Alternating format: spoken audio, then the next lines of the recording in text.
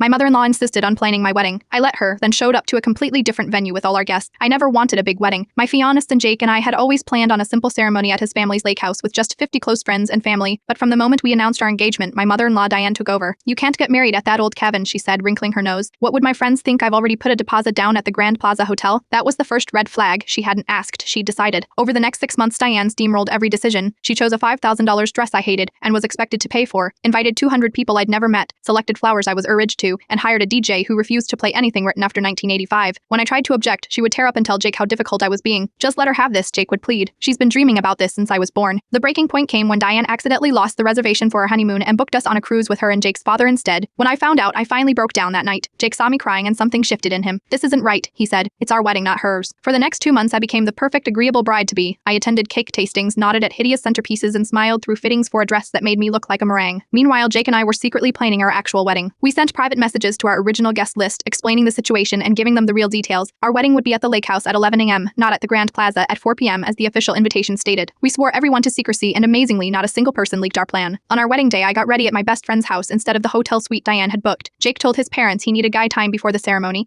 and would meet them at the venue at 11 a.m. sharp. Jake and I stood on the dock of the lake house surrounded by people who truly cared about us. My simple dress caught the breeze off the lake, and wildflowers decorated every surface. Our friend's band played our favorite songs, and we wrote our own vows. It was everything we had originally wanted. Meanwhile, at 3:30 p.m., Diane arrived at the Grand Plaza in her custom-made mother of the groom dress, ready to make her grand entrance. According to my cousin who volunteered to be our spy, Diane's face, when she realized the ballroom was completely empty, except for the vendors, was better than any revenge movie. She called Jake in a panic. He answered calmly, "Oh, we got married hours ago. The reception's almost over, but you are welcome to come to the lake house for cake if you'd like." Diane and my father-in-law did eventually show up at the lake house, her makeup streaked with tears, his face tight with embarrassment. To everyone's surprise, after an hour of silent fuming, Diane actually apologized, not just to us, but to everyone present for making what should have been their day all about me. It turns out, seeing the simple, joyful celebration we'd created, and realizing she'd been completely excluded from one of the most important days of her son's life, was the wake-up call she needed 3 years later. Our relationship isn't perfect, but it's better. When our daughter was born last year, Diane asked before buying anything or making suggestions. Small steps, but important ones. Sometimes you have to stand your ground to earn respect, and sometimes the people who love you need to see what they stand to lose before they can change.